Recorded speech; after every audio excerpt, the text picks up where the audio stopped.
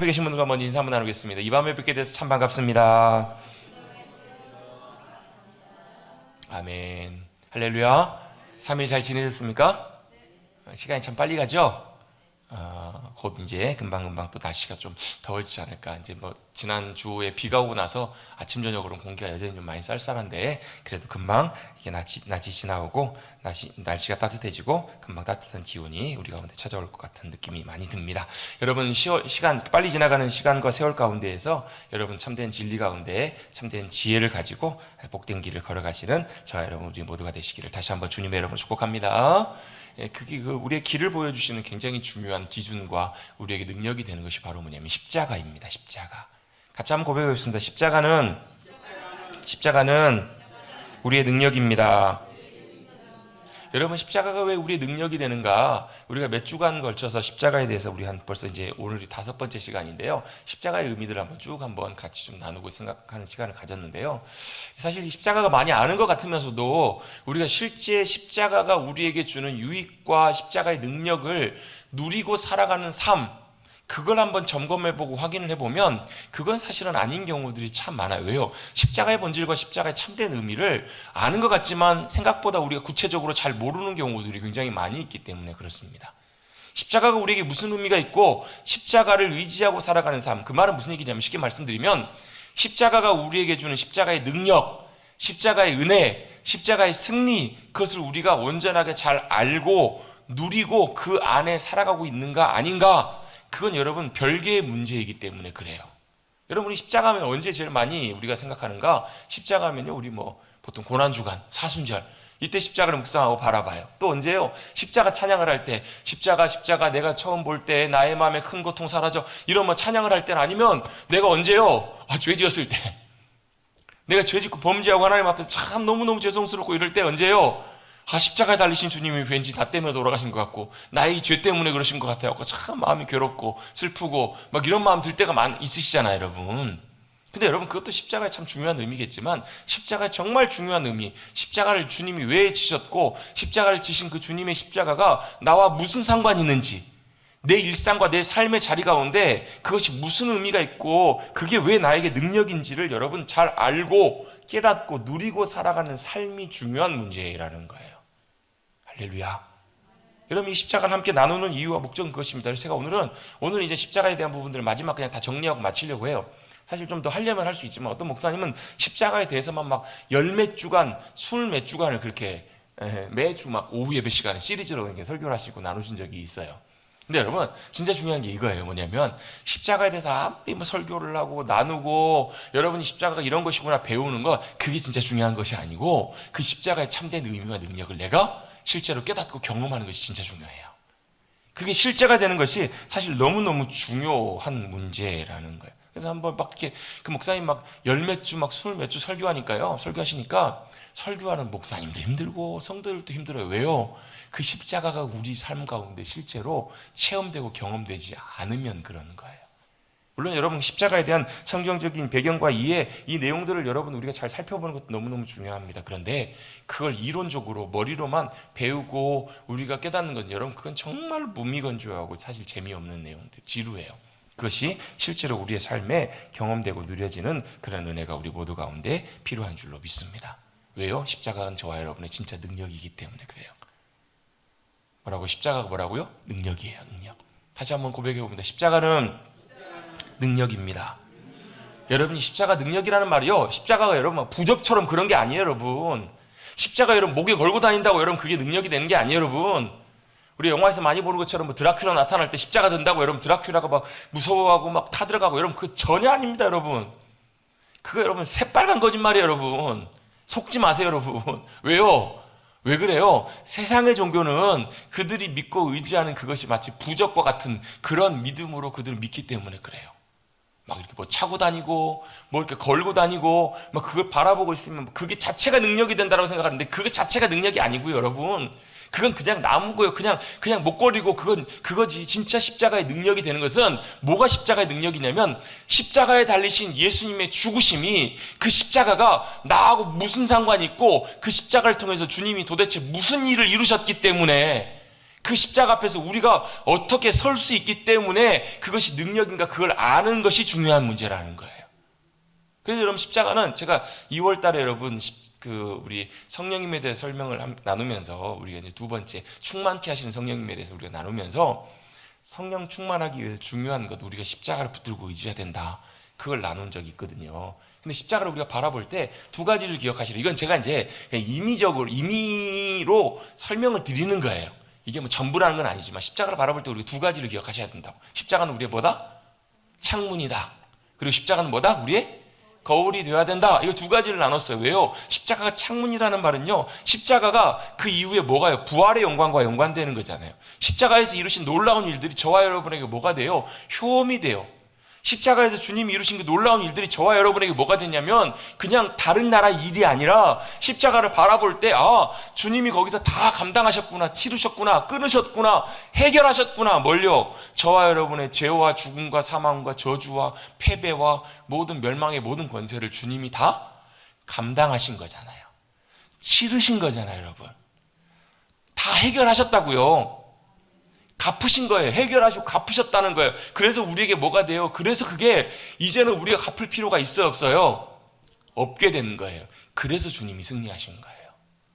그냥 없애버리신 것이 아니라 합법적으로 공식적으로 그 문제를 다 해결해 버리신 거예요. 마치 빚을 갚으신 것처럼. 그냥 없게 하신 것이 아니라 합법적으로 하나님의 공정한 방법으로 그걸 다 해결하신 거예요. 어떻게 공정하게 하시기 위해서 예수님이 우리와 똑같은 인간의 모습으로 오셨어야만 했고, 죄가 없으신 인간 예수님이 어떻게 우리의 모든 죄를 다 짊어지셔야만 했고, 우리가 당해야 될 수치와 멸시와 모욕과 고통과 아픔을 주님이 다 당하셨고, 그래서 이사야 53장에서 우리에게 뭐라고 말씀하세요? 그가 찔림은 우리의 허물 때문이고 그가 상함은 우리의 죄악 때문이라고요. 그가 채찍에 맞음으로 우리가 나음을 입었다고요. 그가 징계를 받음으로 우리가 어떻게 됐다고요? 우리 가운데 진정한 샬롬이 되었다, 회복이 되었다고요. 왜요? 주님이 그렇게 다 갚으셨으니까, 해결하셨으니까. 다 갚을 치르셨기 때문에 여러분 누가 와가지고 빚쟁이가 와가지고 여러분을 향해서 여러분 함부로 여러분에게 이제 뭐 할 수 있어요, 없어요? 없어요. 뭐가요? 이제는 사탄이, 세상의 권세가, 어둠과 죄악과 사망의 권세가, 죽음이 우리 가운데 와가지고 함부로 할 수 있다고요, 없다고요? 없다고요. 그래서 여러분 우리가 뭐예요? 죽어도 살겠고, 이게 왜 가능한 일이에요? 왜요? 죽음의 권세가 더 이상 우리를 묶어둘 수 있는 권리가 이제 없는 거예요. 왜요? 주님이 값을 다 치르셨으니까. 지금은 뭐 하고 있는 거예요? 지금은 잠들어 있지만 주님이 다시 천사장의 나팔 소리와 함께 다시 오실 때 주님께서 3일 만에 다시금 무덤에서 나오셔서 부활하신 것처럼 우리에게 놀라운 부활의 승리와 소망이 우리에게 약속돼 있다고요. 여러분 제가 자주 말씀드리잖아요. 잠자는 걸 언제 알아요? 깰 때 알아요. 푹 자고 일어나 보면 내가 잤구나라는 걸 알아요. 우리의 죽음도 그와 같아요. 우리의 영혼이 안식하고 있다가요, 아브라함의 품에 쉬고 있다가 주님의 천사장의 나팔소리와 함께 다시 오실 때 우리를 영광스러운 모습으로 변화시키실 거예요. 왜요? 주님처럼. 그게 부활의 첫 열매가 되신 예수님의 부활의 사건이잖아요. 여러분 그것이 바로 십자가에서 이루신 놀라운 일들이에요. 그 십자가의 승리를 바라보는 거, 그게 창문이고요. 또 한 가지는 뭐예요? 거울이라고요. 거울은 뭐 하는 거예요? 얼굴 보는 거예요. 검댕이 묻었나 안 묻었나. 아침에 일어나는데 저는 항상 이런까지 말씀드려야 되나요? 저는 항상 밤에 머리를 감고 자거든요. 왜냐하면 밤에 머리를 감는 게 좋대요.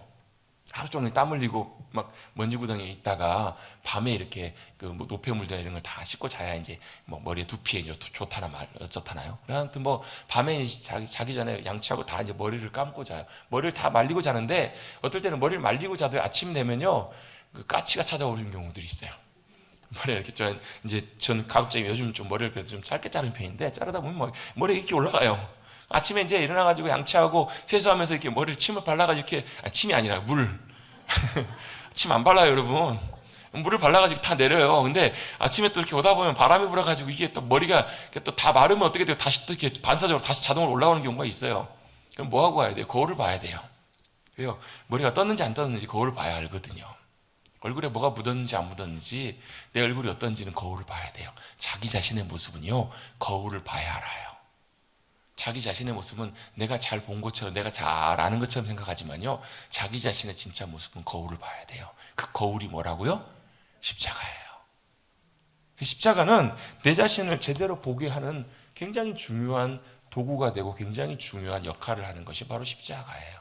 그래서 여러분, 십자가를 누리고 살아가는 삶이 우리에게 왜 유익한가? 오늘 제목이 보면 십자가에 의한 삶이 우리에게 주는 유익이라고 나와 있잖아요. 여러분, 이게 무슨 말이냐면 십자가를 누리고 살아가는 삶, 십자가의 영광과 승리를 맛보고 살아가게 될 때, 십자가를 의지하고 살아가게 될 때 우리의 삶에 어떤 유익이 있는가? 이걸 몇 가지를 한번 나눠보자는 거예요. 그걸 뭘 할 수 있는가? 이걸 보면요, 내가 진짜 십자가의 은혜와 능력을 의지하고 살아가고 있는가 아닌가를 점검해 볼 수 있겠네요. 그죠? 이런 유익을 못 누리고 살아가고 있다면 내가 십자가를 의지하고 살아가는 것이 아닌 게 되는 거잖아요. 예? 그래서 이제 마지막 시간으로 정리하면서 십자가를 통해서 우리가 십자가의 삶을 살아갈 때, 십자가에 의한 삶, 십자가로 살아가는 삶을 살아갈 때 어떤 유익이 있는지 몇 가지를 좀 살펴보겠습니다. 첫 번째, 십자가에 의한 삶을 살아가게 될 때 어떤 유익이 있냐면요, 첫 번째로 이게 제목을 제가 정해봤어요. 나를 의지하지 않고 주님의 도우심과 은혜를 의지하며 살아가게 돼요.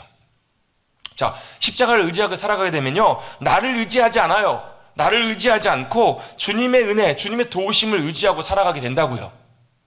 이게 이제 아까 말씀드렸던 십자가가 내 거울로 내 자신을 보고 살아가는 삶과 연관되는데, 여기에 이제 몇 가지 그 안에 1번 아래 몇 가지 몇 가지가 있습니다. 첫 번째 작은 1번이 뭐냐면, 십자가는 우리의 신분증과 같아요. 이게 거울하고 같은 의미인데요, 십자가가 우리의 뭐가 되냐면 신분증이에요. 신분증. 여러분 주민등록증 다 갖고 계시죠? 여러분 운전하려면 뭐가 있어야 돼요? 운전면허증이 있어야 돼요. 운전할 때는 원래 법적으로 운전면허증을 갖고 다니게 돼 있어요. 이게 우리 신분증이잖아요. 내가 운전할 수 있는 권리가 되기도 하고 내가 대한민국 국민이라는 것을 증명해주는 신분증이에요. 십자가가 우리의 뭐가 되냐면 신분증하고 같아요. 신분증. 왜 우리의 십자가가 우리 신분증인가? 이 신분증이요, 십자가를 바라볼 때마다 뭘 구분하냐면 우리의 옛 모습하고 우리의 새롭게 변화된 모습을 완전히 구분해 주는 것이 바로 우리 십자가라는 거예요. 십자가를 통해서 우리의 뭐가 바뀌었는가? 신분이 바뀌었어요. 우리의 정체성이 바뀌었다고요. 우리의 새로운 정체성과 신분이 무엇인지를 다시 십자가를 바라볼 때마다 확인하게 된다고요. 여러분 그냥 우리 신분증이 여러분 그냥 우리 신분을 확인할 때만 보지 마. 예를 한번 들어볼게요. 어떤 분이 미국으로 이민을 갔어요. 우리나라에 살기가 너무 어려워가지고 미국으로 이민을 갔는데, 이민 생활도 여러분 더 힘들잖아요. 그래서 정말로 고생해가면서 죽을 고생해가면서 대부분 이제 지금은 좀 덜하지만 옛날에 여러분 막 70년대, 80년대, 막 90년대 이때 이민 많은 분들은요, 그 당시 우리나라에서 그래 나름 괜찮은 예를 들면 나름 괜찮은 아주 전문직 아닌 이상 예를 들면 의사나 이런 분들 아닌 이상 대부분 여기서 괜찮은 직업을 갖고 괜찮은 역할을 하던 분들도요, 많은 경우에 미국을 가면 대부분 뭐부터 시작하냐면 이제 기본적인 일, 아주 그냥 허드렛 일, 접시 닦는 일부터 시작해가지고요, 허드렛 일, 청소하는 일, 이런 일을 하다가 정말 고생해가지고 눈꽃 없이 고생해가지고 돈을 모아서 가게를 차리는데 하는 게 세탁소 아니면 슈퍼마켓 아니면 이런 것들로 이제 하나 겨우 장만해가지고 이제 고생해가지고 이제 자리를 잡으세요. 그러다가 이제 또 사업을 해가지고 더 우리나라 사람들이 참 그런 악착 같은 이런 게 있잖아요. 여러분 잘 아는 성실함. 새벽 6시부터 밤 11시, 12시까지 이런 노력을 해갖고 나름대로 이제 잘 자리를 잡기 시작했어요. 자리를 잡고 한참 몇 년 고생하다 보면 이제 나중에 뭐가 나오냐면 영주권이 나와요. 또 시민권이 나와요. 미국 시민권 받게 되면 물론 그래도 이제 얼굴 색깔이 이제 동양인이기 때문에 인종차별이 있지만, 여러분 뭐예요? 고생해가지고 이제 뭐가 나오는 거예요? 미국 이제 시민권과 국적이 나온 거예요. 그럼 여러분 그거 받아보고 나서 여러분 얼마나 무슨 마음이 들까? 저는 직접 경험해본 건 아니지만 그렇게 바라볼 때마다 내가 이 고생해가지고 이렇게 어려운 가운데 있어 드디어 이제 뭐가 됐다는 거예요? 미국 시민이 됐다고요. 그걸 바라볼 때마다 뭐가 여러분 생각이 나시겠어요? 과거에 지났던 그런 것들이 생각이 나시겠죠. 그리고 이제는 뭐가 된 거예요? 법적으로 미국 이제 USA에 이제 보호와 권리를 다 누릴 수 있는 자격이 이제 다 이게 주어지는 거잖아요. 그래서 아직도 기억이 나요. 친척분들이 미국을 갔는데 큰일이 있는데 장례가 나고 그랬는데도 못 들어오세요. 왜 못 들어오는가 봤더니 그냥 들어와 버리면 이 영주권을 못 받는다라는 거예요. 몇 년 이게 기간인데 그 기간을 더 넘어서 있어야 되는데 그때 들어와 버리면 다시 또 시작을 해야 되는.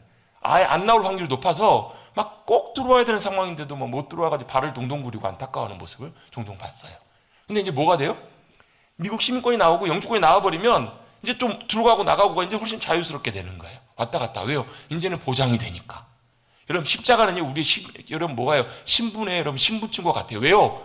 십자가가 우리에게 뭘 보장해줘요? 십자가의 은혜를 의지하여서 십자가 안에서 우리가 뭐가 되었기 때문에 변화된 하나님의 자녀가 되었다는 것을 우리에게 보여주는 거예요. 그 분명한 기준과 근거가 바로 무엇인가? 그래서 여러분 우리 잘 아는 고린도후서 5장 17절 말씀 이렇게 말씀하죠. 뭐라고요? 그런즉 누구든지 그리스도 안에 있으면 새로운 피조물이라 이전 것은 지나갔으니 보라 새 것이 되었다고요. 뭐가요? 십자가를 기준으로 해서 뭐가 이전 것은 지나가고 새 것이 되었다라는 거예요. 십자가에 달리신 예수 그리스도, 예수님의 그 십자가의 은혜와 그 놀라운 공로를 의지해서 우리가 뭐가 되는 거예요? 뭐예요?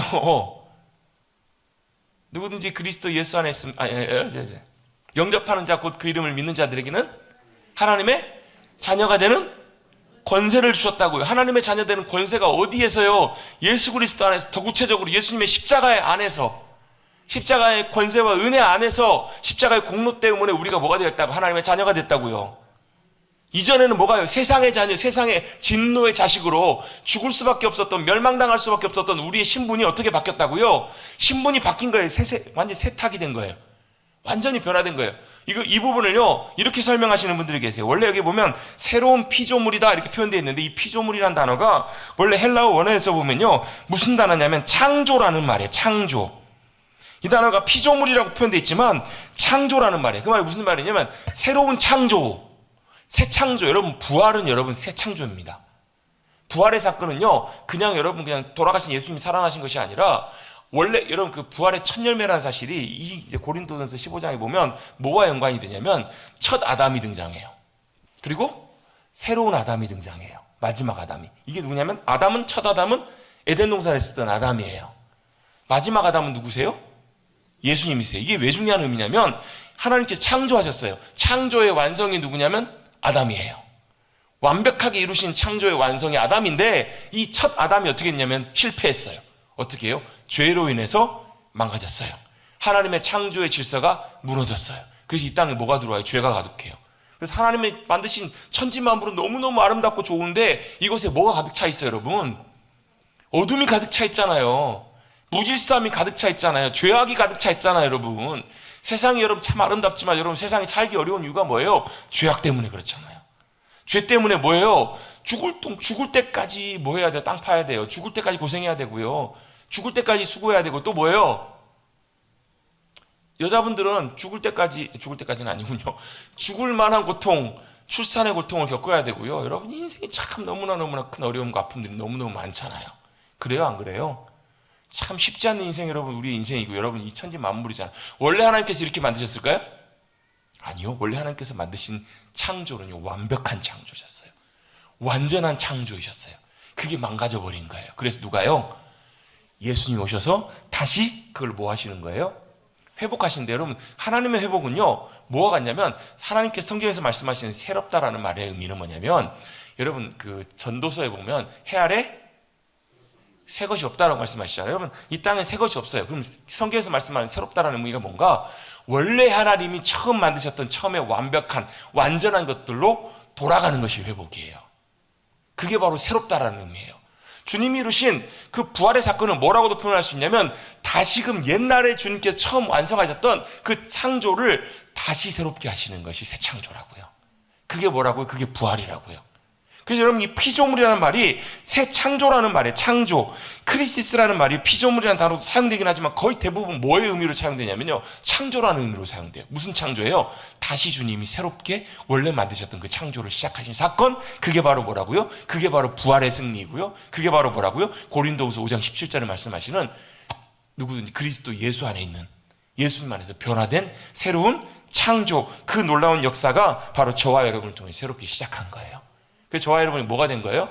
처음에 하나님께서 완벽하게 만드셨던 하나님의 형상, 하나님의 창조, 그 자리로 우리가 어떻게 해요? 돌아가는 놀라운 은혜가 십자가의 사건을 통해서 이루어진 줄로 믿습니다. 그걸 다시 확인하는 자리가 어딘가? 바로 뭐냐면 그 자리가 십자가예요. 이 말은 다시금 옛 아담의 본성된 죄인의 존재에서 어떻게 해요? 다시금 새로운 창조, 완전하게 주님께서 창조의 놀라운 역사하심으로 들어오게 하신 사건이 바로 뭐냐면 십자가와 부활의 사건이라고요. 할렐루야. 그래서 십자가를 바라볼 때마다 우리는 뭘 알아요? 우리가 새롭게 변화된 신분이 있는 존재임을 확인하는 자리가 바로 십자가라고요. 우리의 새로운 신분증, 다시금 옛날 과거의 정체성이 아니라 변화된 우리의 정체성을 확인하는 자리가 어디냐면 십자가라고요. 그 십자가 앞에 나갈 때마다 아니지 나는 어떤 존재라고요? 옛사람의 과거의 옛 자아가 아니라 그건 죽었고 없어졌고 나의 신분과 내 정체성은 어떻게 해요? 새롭게 변화된 하나님의 형상이고 하나님의 자녀임을 다시 확인하는 자리가 어디냐면 십자가예요. 여러분들 십자가 앞에 나갈 때마다 내가 새롭게 변화된 존재임을 여러분 믿음으로 발견하시고 고백하시는 저와 여러분 되시기를 주님의 이름으로 축복합니다.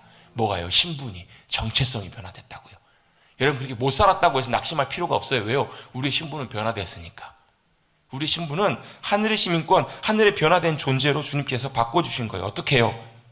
십자가에서. 저와 여러분이 잘나서가 아니라, 저와 여러분이 잘해서가 아니라, 여러분 서울대 합격해도 여러분 서울대생으로 합격증 갖고 서울대 학생증 갖고 살아도요 때때로 여러분 실수할 때도 있어요. 여러분 못할 때도 있어요. 여러분 서울대 학생도 잘못할 때도 많고 그래요. 여러분 하나님 나라의 백성이 되었다고 해서 우리 신분이 변화됐다고 해서 하루아침에 여러분 하나님 나라의 백성처럼 천사처럼 그렇게 살아갈 수 있는 것은 아니라는 거예요. 여러분 여전히 모자라고 부족한 건 많지만 다시 한번 확인하라는 거예요. 뭘요? 우리의 신분과 정체성은 변화되었다고요. 내가 잘나서 변화된 것이 아니라 십자가에서 이루신 주님의 십자가의 공로 때문에 내가 변화된 존재라는 것을 여러분 늘 잊지 않고 확인하시는 저와 여러분 되시기를 간절히 주님의 이름으로 축복합니다. 그게 너무너무 중요해요. 그래서 두 번째로, 작은 두 번째입니다. 그래서 뭐가요? 그것이 내가 한 것이 아니고 누가 하셨다고요? 주님이 하셨다고요. 주님의 십자가의 공로가, 십자가의 능력이 그걸 하셨기 때문에, 주님의 십자가의 공로로 구원받았기 때문에 뭘 우리가 그 자리에서 깨달아야 되는가? 바로 주님의, 내가 변화된 신분뿐만 아니라 그 이후에 살아가는 모든 삶의 자리도 주님의 도우심과 은혜를 의지해야만 하는 존재임을 십자가 앞에서 깨달아야 된다는 거예요. 십자가는 내가 내 힘으로 살아가는 것이 아니라 매 순간마다 주님의 은혜와 도우심을 구하며 살아가는 존재라는 것을 기억하게 하는 자리가 바로 어디냐면 십자가예요. 매 순간 모든 상황마다 하나님의 도우심과 은혜 없이는 살아갈 수 없는 존재임을 깨닫게 된다는 말입니다. 근데 여러분 우리는 그렇게 생각하지 않아요. 지금 이 자리에서는 다 아멘 하시지만 여러분 예배 끝나고 삶의 자리로 돌아가 보면요 그런 것 같은데 안 그래요. 어떻게 하는가? 언제만 그래요? 어려운 일이 생길 때만 그래요. 문제가 생기고 고통이 생기고 내가 할 수 없는 일을 만날 때 어려움이 찾아오고 안 될 때 그때만 뭐예요? 하나님의 도우심과 은혜만 의지하고 나간다고요. 제 말이 맞나요? 틀리나요? 그런 것 같으세요? 안 그런 것 같으세요? 여러분 우리가 십자가를 잊지 않고 십자가의 공로와 역사하심을 의지해야 되는 이유가 여기 있어요. 뭘요? 십자가를 바라볼 때마다 뭘요? 아, 나를 의지하는 것이 아니구나. 나를 의지해서는 안 되는구나. 그걸 깨닫는 자리가 십자가라고요. 그런데 여러분 우리가 이걸 항상 잊어버리기 때문에 문제예요. 항상 놓치고 살아간다는 거예요. 항상 언제요? 우리 여러분 십자가 앞에 나갈 때마다 뭐가 보냐면요 괜찮을 때가 없어요. 매 순간마다. 근데 여러분 우리가 잊어버리는 거예요. 좀 괜찮을 때는, 아무 문제가 없을 때는요 어떻게 살아요? 내가 살아요. 내가 내 지혜로, 내 경험으로 내가 할 수 있는 능력을 가지고 산다고요. 언제만 의지하고 살아가요? 깨지고 넘어지고 실패하고 안 될 때만 주님의 도우심과 은혜를 의지하고 주님의 능력을 구한다고요. 그런데 그게 아니란 말이에요. 십자가는 우리가 괜찮을 때가 없다. 뭐라고요? 우리가 뭘 알게 한다고요? 십자가는 우리가 괜찮을 때가 없다. 이걸 알게 하시는 자리가 바로 십자가라고요. 우리가 구원받을 때뿐만 아니라요, 구원받고 그 순간 이후에도요, 십자가는 항상 우리가 십자가를 바라볼 때마다 뭐가 보여야 되냐면 우리가 매 순간마다 괜찮을 때가 없다. 한순간도 괜찮을 때가 없다. 그래서 뭐가 필요하다? 늘 하나님의 도우심과 은혜가 늘 우리에게 필요하다. 그걸 확인시켜 주시는 자리가 바로 뭐냐면 십자가라는 거예요. 그래서 여러분 십자가를 의지하는 삶에는요 자기를 의지하지 않아요. 자기 자신을 의지하지 않게 하는 것, 그게 바로 십자가가 우리에게 주는 유익이라는 거예요. 그래서 여러분 우리가 십자가 앞에 자기 자신을 바로 보지 못하면 우리가 그걸 여러분 괜찮은 줄 알고 산다니까. 여러분 십자가가 우리에게 뭐가 된다고? 거울이 된다고요. 여러분 십자가를 통해서 온전하게 우리 자신을 보지 못하면 뭐가 문제가 생기냐면요 내가 보는 나로 보고 산다고요. 이게 왜 이게 십자가를 통해서 나를 보는 게 굉장히 중요하냐면, 이게 십자가를 통해서 나를 보지 않으면요 어디로 반드시 100% 제가 장담하는데요 어디로 돌아가냐면요 자기중심적인 삶으로 돌아가요. 자기를 어떻게 봐요? 자기중심적으로 봐요. 자기가 자기 자신을 보는 거예요. 그래서 어떻게 보냐면요 너무 과신하거나 아니면 너무 비하해요. 둘 다 똑같아요. 이게 무슨 말이냐면 자기 자신에 대해서 우월감을 갖고 있든지 아니면 자기 자신에 대해서 열등감을 갖고 있든지 둘 중에 하나라고요. 잘 균형을 잡으면 좋을 것 같은데 여러분 이건 절대로 여러분 십자가를 통해 자기 자신을 보지 못하면 자기중심적인 삶에서는 자기 자신 제대로 볼 수가 없다고 여러분. 우리는 그래서 여러분 인간관계 속에서도요 세상 살아가면서도 십자가를 모르고 살아도 믿음이 없이 살아도요 우리는 항상 언제 그걸 봐요? 자기 자신이 자기를 보는 것뿐만 아니라 다른 사람들이 자기를 어떻게 보는가 항상 그걸 보잖아요 여러분. 그러세요 안 그러세요? 자기 자신은 보는 내가 이런 모습이 있었네? 다른 사람이 나를 어떻게 볼까? 여러분 항상 신경 쓰잖아요 여러분. 그러세요 안 그러세요? 그러신 것 같으세요 안 그러신 것 같으세요? 대답을 못 하시는 이유는 안 그러신 것 같아서 그런 것 같아요. 안 그러신 것 같죠? 다 그래요 여러분.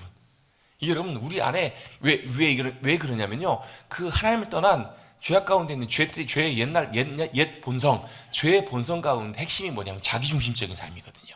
자기중심적인 삶인데 자기중심적인 삶에 서 있을 때는 반드시 이렇게 될 수밖에 없어요 여러분. 항상 뭐예요? 다른 사람하고 나를 비교해봐요.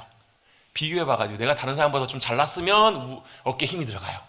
내가 너보다 나아. 다른 사람이 나보다 좀 더 잘났어요. 내가 더 못난 것 같아요. 그럼 어떻게 주눅이 들어요. 어깨 쑥 빠져요. 차를 타고 가는데 오랜만에 막 동창회를 만났는데 야 나보다 학교 다닐 때는 찌질하고 못났던 친구인데 야 차를 타고 갔는데 외제차를 타고 갔어. 봤더니 온몸이 막 명품이에요. 알고 봤더니 사업을 했는데 사업이 대박이 나가지고 돈도 많고 막 영향력도 어마어마해요. 어때요? 비교가 돼요 안 돼요?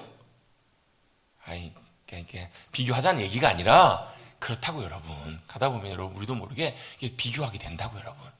주눅이 들어요. 항상 이렇게 된다고요. 근데 여러분 이게 단순히 뭐 차나 뭐 외형적 이런 거면 그냥 그러려니 하지만 뭐예요? 우리의 영혼과 우리 중심에도 이런 것들이 똑같이 작동을 한다고요. 우리 영혼도 항상 그래요. 항상 비교해요. 여러분 왜 그럴까요? 기준이 분명하지 않기 때문에 오락가락해요. 항상 우월의식을 갖거나 열등감을 갖거나 자존감이 낮아지거나 해요. 그래서 우리가 살다가 실패할 때도 잘 안 될 때도 여러분 뭐 때문에 그래요? 나 때문에 그래요. 내가 잘못해서 그런다고 생각해요. 그런데 여러분 십자가 앞에 서 보면 우리가 실패한 이유가 여러분 내가 못나서 그런 것이 실패한 이유가 아니라는 것을 깨닫게 돼요. 이게 무슨 의미냐면 여러분 내가 못한 이유가 내가 실패한 이유가 내가 실수한 이유가 내가 죄를 지은 이유가 여러분 내가 못나서 죄를 지은 게 아니고 내가 못나서 실수한 것이 아니라고 여러분. 내가 실수하고 실패한 이유는요 내가 나를 의지하고 있었기 때문에 실패한 거예요. 내가 나를 의지하고 내가 나를 바라보고 있었기 때문에 실패한 거라고 여러분. 이게 무슨 말이에요 여러분? 십자가는요 뭐 한다고요? 십자가는 나에게 뭘 알게 한다고요? 자신을 의지하지 않게 한다고요. 십자가는 자기 자신이 어떤 모습인지를 분명히 바로 보게 하고 깨닫게 한다고요. 십자가 앞에 서보면 우리가 뭐라고 여러분? 우리는 우리 의지할 게 하나도 없다고 여러분. 알량하게 여러분 우리가 우리 자신을 의지하고 기대고 있는 그 모든 것들이 십자가 앞에서는 아무런 의미가 없다는 것을 분명하게 알게 하시는 자리가 십자가예요 여러분. 여러분 내가 십자가의 놀라운 은혜와 능력을 경험하기를 원하신다면 여러분 그 자리까지 나가셔야 돼요. 내 모습 하나하나 내 머리끝부터 발끝까지 하나하나 다 따져봤더니 진짜 주님 앞에서 십자가 앞에서 내세울 만한 거 요만큼도 없다라는 것, 하나도 쓸모있는 게 없다라는 것을 깨닫게 되는 그 자리가 여러분 진짜 십자가를 내가 경험하는 그 자리예요. 그 자리에 설 때 내가 잘못해서 실패한 게 아니에요. 내가 무능력하고 내가 못해서 실패한 게 아니라고 여러분. 여러분이 대부분 경우에 하나님 앞에 나갈 때요 주님 제가 부족해서 주님 앞에 죄 짓고 넘어지고 무너졌어요. 그게 문제의 핵심이 아니고 뭐가 문제의 핵심이냐면요 왜요? 내가 능력이 없어서 죄를 지은 거예요. 내가 잘못해서 무너진 거예요. 우리의 진짜 큰 문제는 뭐냐면요 내가 나를 의지하고 있는 것이 제일 큰 문제라니까요. 내가 나를 과신하고 내가 나를 의지하고 있는 그게 제일 큰 문제라고. 십자가는 뭘요? 십자가는 네 의지하는 건 그건 100% 실패하는 거야. 네 의지하고 있어봐야 되는 게 아니야. 그걸 알려주시는 자리가 십자가라고요. 여러분 베드로가 예수님을 3번 부인하잖아요. 그죠? 베드로가 실패했던 이유는 뭐 때문에 실패했을까요? 이유는요 간단해요. 베드로의 의지가 약해서요? 아니요. 베드로가 용기가 부족해서요? 아니요. 그게 실패한 게 아니에요. 베드로는요 자기 자신을 과신하고 있었어요. 자기 자신을 신뢰하고 있었다고요. 자기가 잘할 수 주님 다른 사람 다 버려도요 저는 절대 주님 포기하지 않습니다. 안 버립니다. 죽으면 죽었지 절대 자기는 주님 배신하지 않을 거라고 지금 뭘 믿고 있는 거예요? 자기 자신을 신뢰하고 있는 거예요. 자기 자신의 의지와 결단을 믿고 의지하고 있는 거예요. 철저하게 깨어진 다음에 베드로가 나중에 뭘 경험했을까요? 주님 앞에서 얼마나 부끄럽고 창피했겠어요. 그게 진짜 자기 모습이라는 거예요. 내가 주님 앞에 내세울 수 있는 것 하나도 없고, 내가 주님 앞에 아무것도 내세우고 의지할 수 있는 것이 하나도 없다는 걸 깨달았을 때 뭐가요? 그때 주님의 위로와 사랑과 도우심이 함께 해주세요. 야, 너 나 사랑하냐? 그때 주님께서 맡겨주세요. 그 베드로 그 이후의 삶은요, 어떻게 살았을까요? 자기 자신을 의지하고 살았을까요? 아니요. 자기 자신을 의지하다가 큰 코 다쳤거든요. 그게 아니다라는 걸 깨달았거든요. 그래서 그 뒤에 베드로의 모습을 보면요, 진짜 겸손해요.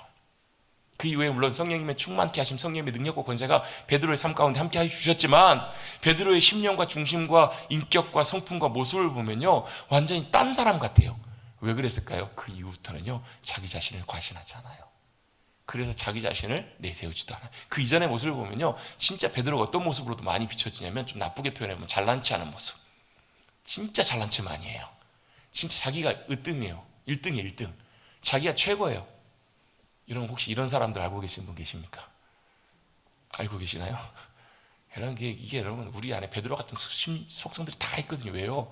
자기중심적인 삶의 본질, 뿌리예요. 모습이에요. 막 인정받으면 막 올라가고요. 아니면 막 인정 안 해주면 막 쑥 내려가고요. 여러분, 이게 다 어디서부터 오는 거냐면요, 십자가 앞에 내가 서 있지 못할 때 오는 옛 자아의 본성의 모습들이라는 거예요. 자기중심적인 삶의 열매들이에요. 여러분, 십자가는 자기 자신을 의지하지 않게 합니다.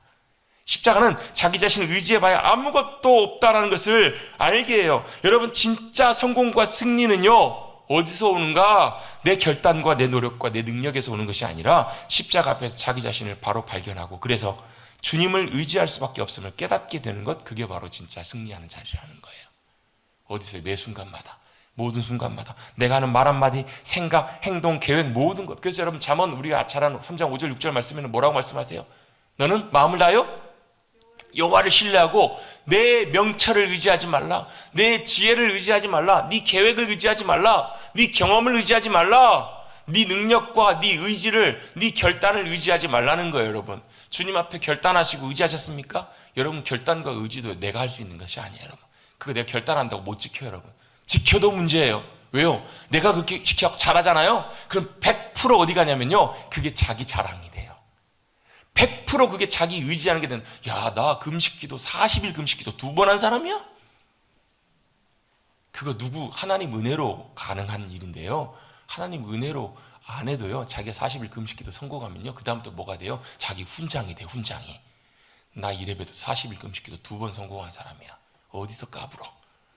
마음으로 그렇다고요, 속으로 그렇다고요. 그럼 뭐예요? 십자가 앞에서 내가 주님의 도우심과 은혜 없이는 살아갈 수 없는 존재, 의지할 수밖에 없는 존재임을 깨닫게 하는 것이 진짜 승리하는 자리라고요.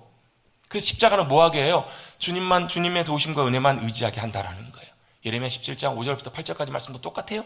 여호와 하나님을 의지하는 사람, 여호와 하나님을 신뢰하지 않는 사람, 이 사람은 완전히 다른 결과를 나타내요. 무릇 사람을 믿음의 육신으로 그의 힘을 삼고 마음을 여호와께 떠난 사람, 마음으로부터 여호와를 떠난 사람이 누구냐면요, 사람을 믿고 육신을 그의 힘으로 삼아요. 사람을 믿고 육신을 힘으로 삼다는 얘기, 옆에 있는 사람이 아니라 내 자신도 그렇게 의지할 수 있다는 거예요. 내 자신도 힘을 삼을 수 있다는 거예요. 아, 어떻게 해요? 아, 내가 힘을 안 삼는데요? 나 의지하지 않는데요? 아, 예, 주님만 100% 철저하게 의지하지 않는 그것도 결국은 나를 의지하고 있는 거예요. 십자가에서만 그게 가능해요. 떠난 사람은 저주를 받은 사람이라고요. 사막과 같다고요. 다 마른다고요. 근데 반대로 여호와를 의지하고 여호와를 의뢰하는 그 사람은 복을 받은 사람이라고요. 어디 가거나 열매가 맺혀진다고요. 여러분의 삶에 열매가 풍성하게 맺혀지시는 여러분들 되시기를 주님의 이름으로 축복합니다.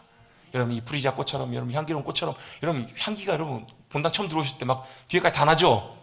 꽃이 있기 때문에 향기가 가득 찬 거예요. 여러분, 여러분의 삶에 열매가 있다면 여러분의 삶에 그 열매가 나타내는 아름다움과 향기가 귀한 것들이 여러분의 삶에 가득할 거예요. 그게 어떻게 가능하다고요? 저와 여러분을 위해서 오는 것이 아니라 우리가 주님을 의지하는 만큼, 우리가 십자가 앞에 주님을 더 의지하고 의지할 수 있을 만큼, 우리 자신에게 소망을 두지 않고 하나님만이 유일한 해답이고 답이고 길임을 깨닫게 될 때까지 여러분, 우리는 십자가 앞에 더 가까이 나가야 될 줄로 믿습니다. 그래서 여러분, 우리가 읽었던 오늘 고린도전서 1장 18절부터 25절까지 말씀도 마찬가지고, 여러분 고린도전서 2장 말씀도 똑같아요. 뭐라고요? 세상에서는요, 뭘요? 지혜 있는 것, 능력 있는 걸 찾아요. 근데 우리의 지혜와 능력은 유일하게 뭘요? 하나님께밖에 없다고요. 십자가에 달리신 주님밖에 없다고요. 세상에서는 그것을 미련하다고 하지만 그게 미련한 것이 아니고, 주님이 십자가에 달려 돌아가신 그 주님의 십자가가, 십자가에 못 박히신 그리스도가 바로 뭐가 된다고요? 저와 여러분의 힘과 능력과 지혜가 되신다고요. 그 말을 바꿔보면 뭘요? 내 지혜와 내 힘을 의지하지 않고 주님의 십자가에 달려 돌아가심 그 앞에서 내가 아무것도 아닌 존재임을 주님 앞에 겸손하게 인정하고 내 잘난 것을 의지하지 않고 내 지혜와 내 능력과 내 권세와 내 힘을 의지하지 않고 주님 앞에 믿음으로 나가서 주님만이 내 힘과 능력과 지혜가 되심을 고백하는 그 자리가 바로 뭐라고요? 십자가 자리라고요. 그게 바로 사도 바울에게는 자기 능력이라고 고백하고 있습니다. 우리는 십자가에 못 박히신 그리스도를 전하니 유대인에게는 거리끼는 것이고 이방인에게는 미련한 것이 뭐가요? 왜요? 우리는 그 앞에서 여러분 아무것도 아닌 존재가 되는 거거든요. 여러분 세상의 논리는 어때요? 자꾸 내가 더 높아져야 돼요. 내가 더 잘 포장이 돼야 돼요. 잘 알려져야 돼요. 자기 PR 잘해야 돼요. 그렇죠? 인정받아야 돼요. 그게 세상의 방법이에요. 근데 그리스도인의 방법은 그게 아니래요. 뭐래요? 그걸 우린 전하는 것이 아니라고요. 우리는 십자가에 못 박히신 그 주님 십자가의 죽으심과 실패, 나의 실패를 붙잡고 나의 아무것도 아님을 믿음으로 붙잡고 온전하게 십자가 붙들고 나를 의지하지 않고 주님만 믿음으로 의지하게 될 때 오직 부르심을 입은 자들에게는 유대인이나 헬라인이나 그리스도는 하나님의 능력이고 하나님의 지혜가 되고 십자가가 우리의 능력과 지혜가 될 줄로 믿습니다. 그게 바로 십자가를 의지하고 믿음으로 승리하는 사람이라는 거예요. 하나님의 사람은요, 하나님은요, 사람이 아무리 잘나고 지혜롭고 똑똑해도 하나님의 어리석음보다 비할 바가 안 돼요, 여러분. 그래서 여러분, 사람의 지혜나 사람의 똑똑함 의지하지 마시고, 여러분들 하나님의 놀라운 귀한 지혜와 능력과 은혜를 의지하며 나가시는 저와 여러분들이 모두가 되시기를 주님의 여러분 축복합니다. 그래서 여러분 십자가를 붙잡는 사람은요, 작은 세 번째입니다. 그래서 늘 뭐 하게 되냐면요, 하나님 그분을 구하며 믿음으로 나가게 돼요. 그 말은 무슨 말이냐면 제가 자주 설명드리는 거 있잖아요. 우리 하나님을 구한다라는 말은 하나님의 손을 구하는 게 아니라고. 그 말은 우리가 하나님께 어떤 뭔가 도움을 구하는 뭔가 필요해서 여러분 하나님의 손길, 여러분 하나님의 도우심을 늘 우리 가운데 함께 해주시면요, 하나님 우리가 신앙생활하는 목적과 이유를 분명히 알면 이게 여러분 그게 전부가 아니라는 것을 알아요. 무슨 말이냐면 여러분 우리의 신앙생활의 목적은 바로 뭐냐면 하나님과 관계예요. 하나님과 친밀함의 관계, 하나님과 동행하는 삶, 그게 여러분 우리 신앙생활의 목적이라고요. 뭐라고요, 여러분? 우리의 신앙생활의 목적이 우리가 예수님 믿는 이유가 뭐 때문에요? 하나님과 친밀한 관계 때문에, 하나님과 교제 때문에 여러분 우리가 신앙생활을 하는 거라고 여러분. 여러분 이게 잘 초점이 맞춰져야 돼요. 왜요? 하나님께서는 우리를 동등한 관계로 불러주셨기 때문에 이게 가능한 거예요. 여러분 우리가 하나님 앞에 찾아 믿음으로 나가는 이유도요, 하나님은 우리의 자동 판매기가 아니시라고요. 하나님은 우리의 현금 지급기가 아니시라고요, 여러분. 여러분 안타깝게 요즘 그런 얘기를 종종 해요. 기러기 아빠 아시죠, 여러분? 기러기 아빠, 자녀들과 아내를 다 외국에 보내놓고 아빠는 열심히 일해가지고 돈 다 보내줘요. 한참의 시간이 지나고 어떤 일이 벌어져요? 관계가 다 깨져버려요. 아빠는 버림받아요. 왜? 아빠는 뭐 하는 사람이에요? 돈 빼주는 사람. 현금 지급기. 심지어 여러분 그 기러기 아빠 아니더라도요, 막 일에 바빠가지고 뭐 부부간의 관계가 소원해지고 멀어지고요, 그냥 대면 해주고 자녀들도 커가면서 아빠와 이렇게 잘 친밀한 관계가 형성이 안 되면요, 나중에 어떻게 돼요? 아빠는 뭐예요? 돈 벌어주는 기계라는 거예요. 그래요. 공공연하게 그러게 해요. 얼마 전에 어떤 사람이요, 그 엄마와 자녀들과 딸들과의 걔네들만 그들만의 카톡 방이 있었는데 우연히 그걸 봤대요. 그게 뭐예요? 아빠는 돈 뽑아서 주는 기계라는 거예요. 그 내용을 서로 주고받는 대화들을 보는데 자괴감이 들더라는 거예요. 그냥 나중에 어떻게 했을까? 아빠가 가정을 버렸다. 그냥 집 나와버리셨다는 거예요, 아빠가. 여러분 그럴만 해요, 안 그래요? 그렇게 여러분 살아가지고 무슨 의미가 있겠냐고. 여러분 가정은 뭐예요? 서로 사랑의 관계 가운데 사랑으로 하나 되어가는 그 가정의 관계인데 그 의미가 없고, 여러분 돈 벌어다 주는 존재로만 아빠가 필요하다면 더 이상은 아빠가 아니잖아요, 여러분. 하나님도 마찬가지세요, 여러분. 하나님도 여러분 우리에게 맨날 구하면 주시는 분, 하나님 구하면 주시거든요. 하나님 우리의 필요를 채워주시는 분이시거든요. 근데 여러분 그게 진짜 하나님과 우리의 관계에서 중요한 게 아니에요, 여러분. 여러분 그렇게 하나님 구하고 찾으면요, 하나님 채워주시면 아멘 땡큐 합니다. 다음에 또 그거 필요하면 나가요. 그걸 절대 주님과의 친밀한 관계가 더 이상 나가지 않아요. 하나님 정말 원하시는 그 자리까지 우리가 자라갈 수가 없다라는 거예요, 여러분. 십자가는 그것을 우리에게 분명하게 해줍니다. 십자가는 뭐가 하나님과의 관계의 친밀함이 여러분 우리에게 중요하다는 거예요. 여러분 십자가를 우리가 친밀하게 경험하고 의지하고 살아가고 있다면 여러분 우리 삶 가운데 어떤 변화가 일어나냐면요, 하나님이 기뻐하시는 삶의 자리로 우리가 조금씩 변화돼 가게 해요. 왜요? 주님과 함께 만나고 동행하고 주님과 함께 걸어가는 삶이 우리의 삶에 하나님의 기쁨이시고 그게 우리의 삶에 나타나야 될 믿음의 귀한 열매라는 것을 너무너무 잘 알고 있기 때문에 그래요. 하나님의 기쁨이시기 때문에 주님과 함께하는 삶이, 주님과 함께 믿음으로 걸어가는 삶이 너무너무 기쁨이고 주님 기뻐하신 일이라는 것을 우리가 알게 되기 때문에 그래요. 왜요? 하나님과 친밀하게 된다는 얘기는 무슨 말이냐면 하나님의 마음을 알게 된다는 얘기거든요. 하나님 뭘 기뻐하시고 원하시는지를 알고 그렇게 살아가기를 원하는 마음이 우리 마음 가운데 부어지거든요. 그래서 하나님의 마음을 알기 때문에 하나님이 기뻐하시는 삶의 자리 가운데 나아가게 돼요. 그래서 여러분, 우리가 십자가를 경험하고 의지하고 살아가고 있다면 반드시 일어나는 일이 있는데요, 가치관의 변화가 일어나요. 생각과 기준과 가치관이 변화돼서요, 뭐 와요? 세상적인 가치관과는 차이가 있어요. 세상적인 가치관과는 달라져요. 그래서 여러분, 우리가 일상생활 속에서 뭐가 달라져요? 갈등이 생기고 고민이 생기는 것은 정상이에요. 왜요? 우리는 이 땅에서 하나님 나라의 가치관으로 살아가야 되는 존재들이니까. 하나님 나라의 가치관으로 살아간다고 하면서 일상 세상 속에서 아무런 고민이나 갈등이나 문제가 없다?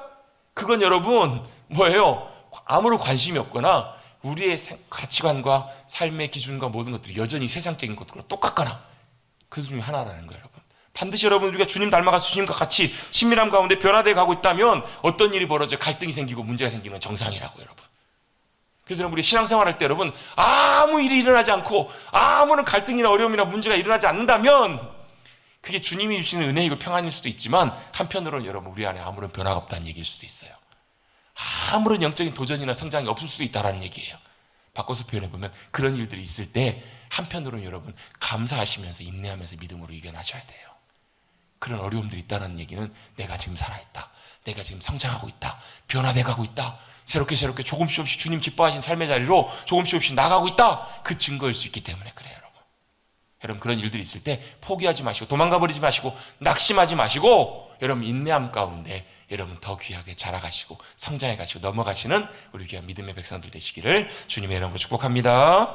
신앙생활하면서 당연히 힘든 고비나 어려움의 순간들이 있어요. 변화가 없고 그냥 가만히 있으면 제일 좋겠지만 생명은 그렇지 않기 때문에 그래요. 주님과 친밀한 관계는 그렇지 않기 때문에 그래요. 그래서 인내가 필요해요. 여러분 그렇게 십자가 믿음으로 붙잡고 주님과 더 친밀해지시는 가까운 자리로 나가시는 저와 여러분 되시기를 주님의 이름으로 축복합니다. 이제 마지막 몇 가지는 큰 몇 가지 제목들 그냥 간단하게만 살펴볼게요. 큰 두 번째, 십자가는요 우리에게 겸손함을 갖게 해서 배우는 자세를 줘요. 늘 배우게 한다는 거예요. 십자가를 의지하고 살아가는 것은 내 자신을 의지하지 않기 때문에 뭘요? 말씀 앞에서 항상 배우려고 하는 마음을 우리 마음 가운데 준다는 거예요. 내 자신을 말씀 앞에서 늘 내 자신을 맞추고 내 자신을 변화시키려고 바꾸려고 하는 그런 마음들을 우리 마음속에 십자가가 준다라는 거예요. 이사야 66장 2절 말씀입니다. 나 여호와가 말하노라, 내 손이 이 모든 것을 지었으므로 그들이 생겼느니라. 무릇 마음이 가난하고 심령에 통회하며 내 말을 듣고 떠는 자 그 사람을 내가 돌보려니와, 이렇게 말씀합니다. 하나님이 모든 걸 다 지으셨대요.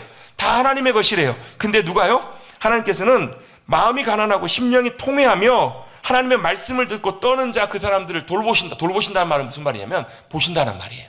바라보고 찾으신다는 말이에요. 여러분 주님이 찾으시는 여러분들 되시길 주님의 여러분 축복합니다.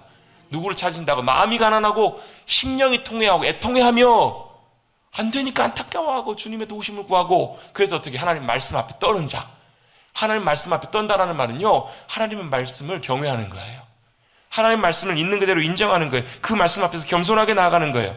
그게 왜 중요하냐면요, 3절에 보면 이렇게 말씀이 나와요. 소를 잡아 드리는 것은 살인함과 같고 어린 양을 제사를 드리는 것은 개의 목을 꺾은 것 같으며 드리는 예물은 뭐 돼지의 피와 다름이 없이 분향하는 것은 우상을 찬송함과 다름이 없이 행하는 것이다. 이건 무슨 말이냐면 그렇게 안 되고 나서 예배 드리고 제사 드리고 제물 드리는 그 모든 것들은 우상에게 예배하는 거하고 똑같다고요.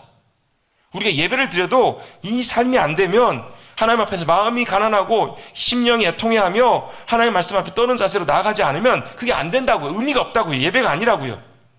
그것은 뭐와 같은가? 바로 그들은 자기의 길을 택하여 그들의 마음 가증한 것을 기뻐한즉, 이렇게 나와요. 이게 안 되는 사람들 자기의 길을 택한다고. 바꿔서 표현해보면 하나님 말씀 앞에서 겸손하게 하나님 앞에서 떨지 않으면, 하나님 앞에서 배우려는 자세가 없으면 어떤 길을 간다고? 자기의 길을 선택해서 간다고요. 자기가 그 길을 선택해서 가고 자기가 원하는 가증한 길을 걸어갈 수밖에 없다라고요. 자기 길을 선택하기 때문에 그렇습니다. 여러분 우리 신앙생활하면서 꼭 겸손하게 하나님 말씀 앞에 배우는 자세로 내 생각, 내 기준이 아니라 하나님의 말씀이 옳으십니다, 하나님의 뜻이 옳습니다 라고 여러분 그렇게 잘 맞추고 조율해 가시는, 조정해 가시는 저와 여러분 되시기를 주님의 이름으로 축복합니다. 세 번째로 십자가가 우리에게 유익인 이유는 십자가는 참된 예배자가 되게 합니다. 왜요? 십자가에서 하나님의 은혜와 감격을 깨닫게 될 때 우리가 주님을 진정으로 찬양하고 감사할 수 있기 때문에 그래요. 여러분 에베소서를 시작하면요, 에베소 인사하고 1장 3절에 찬송하리로다 라는 말씀을 시작해요. 뭐 한다라는 거예요? 찬양합니다. 찬송합니다. 예배합니다. 왜요? 그 뒤에 보면 하나님께서 태초 이전부터 우리를 선택하신 주님의 은혜가 얼마나 놀랍고 큰지 사도 바울이 그걸 깨닫고 하나님 앞에 뭐 하고 있어요? 같이 한번 해보시겠습니다. 찬송하리로다. 찬송합니다. 뭘요? 누가 찬송하고 누가 예배하냐면요, 그 주님의 십자가의 사랑과 은혜를 깨닫고 경험하는 사람들이 진짜 찬양해요. 예? 찬양은 뭐예요? 주님의 은혜가 너무 감격스러워서 고백하는 게 찬양이에요. 예배예요, 여러분. 여러분, 물에 빠졌습니다. 두 사람이 물에 빠졌는데요, 한 사람은 바로 앞에 있어서 그 구조대가 바로 건져졌어요. 그냥 금방 나왔어요. 한 사람은 곧 죽어가는 사람을 겨우 건져가지고 병원까지 이송해가지고 겨우서 극적으로 살아났어요. 누가 여러분 구조대원한테 더 감사할까요? 죽다 살아나는 사람. 두 번째 사람이 더 그럴 거예요. 여러분, 누가 정말로 주님 앞에 감사와 찬송으로 주님 앞에 영광 돌리며 기쁨과 온전한 마음으로 예배드리냐면요, 하나님의 은혜와 사랑을 더 깊이 깨닫고 경험하는 사람들이 그렇다고요. 십자가는 그 은혜를 깨닫게 해요. 십자가를 통해 십자가의 은혜와 사랑을 더 깊이 경험할수록, 알아갈수록 여러분 더 크고 귀한 감사와 찬양으로 주님 앞에 참된 예배자로 믿음으로 나갈 수 있게 될 줄로 믿습니다. 그게 세 번째 주시는 은혜요. 네 번째입니다. 네 번째는요, 십자가가 주는 유익 네 번째는 첫 번째하고 비슷한 건데, 십자가를 의지하고 살기 때문에 하나님의 능력과 자원으로 살아가게 돼요. 하나님의 공급하심으로 살게 된다고요. 여러분, 하나님의 일은요, 반드시 하나님의 능력과 공급하심으로만 하셔야 돼요. 내 능력을 하지 않아요.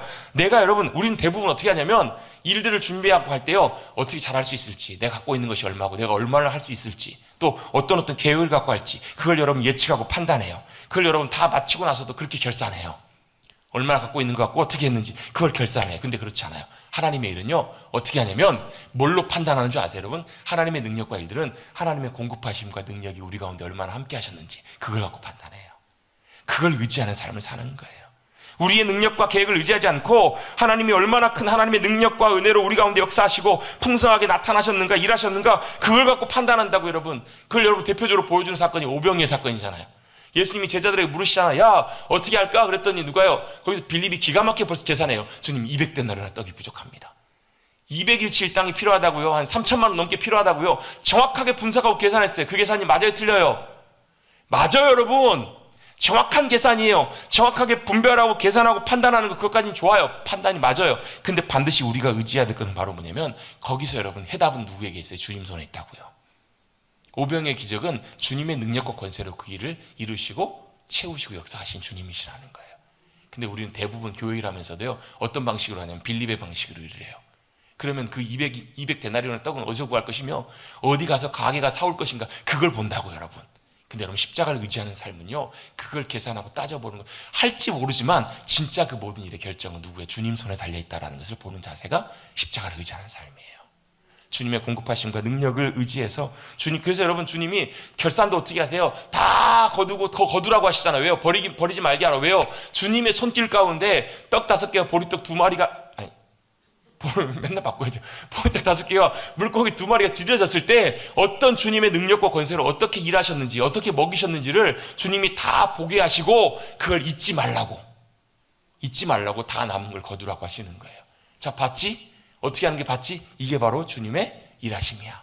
주님의 능력과 권세야. 이걸 알게 하신다고. 이게 바로 뭐예요? 십자가는 하나님의 능력과 자원을 의지해서 살게 한다라는 거예요. 아멘? 네, 전적으로 뭐예요? 주님의 공급하심과 인도하심이라고. 고린도서 2장 여러분 4절 5절에도 그래요. 4절 5절도 내 말과 전도함이 설득력 있는 지혜의 말로 아니하고 성령의 나타나심과 능력으로 하여 너희 믿음이 사람의 지혜에 있지 아니하고 다만 하나님의 능력이 있게 하려 함이라. 하나님의 능력으로 그 모든 일들을 행했음을 사도 바울도 고백하고 있는 거예요. 여러분, 십자가 앞에서 하나님의 능력과 자원을 의지하며 서시는 저와 여러분 되시기를 주님의 이름으로 축복합니다. 다섯 번째와 여섯 번째는 이것입니다. 다섯 번째는 성령님께 주도권을 드리는 삶을 살게 합니다. 십자가를 의지하는 삶은 성령님께 주도권을 드리는 삶을 살게 해요. 여섯 번째, 하나님과의 친밀함의 교제를 누리는 삶을 가능하게 하십니다. 십자가가요. 그리고 마지막 결론입니다. 일곱 번째, 십자가를 의지하는 삶을 살아가게 될 때 하나님의 신실한 변함없는 사랑을 경험하고 살아갈 수 있습니다. 여러분, 그 은혜를 누리고 경험하고 살아가시는 저와 여러분, 십자가에 의한 삶을 살아가시는 우리 모두가 되시기를 다시 한번 주님의 이름으로 축복합니다. 아멘. 오늘 배운 여러분 십자가에 대한 말씀과 내용들이요, 십자가에 의한 삶이 그냥 여러분 이런 것이 있구나, 그게 끝나는 것이 아니라 실제로 저와 여러분의 삶에서 누리고 살아가시는 우리 모두가 되셔서 십자가 안에서 놀랍게 풍성함과 승리를 누리고 살아가시기를 다시 한번 주님의 이름으로 축복합니다. 아멘.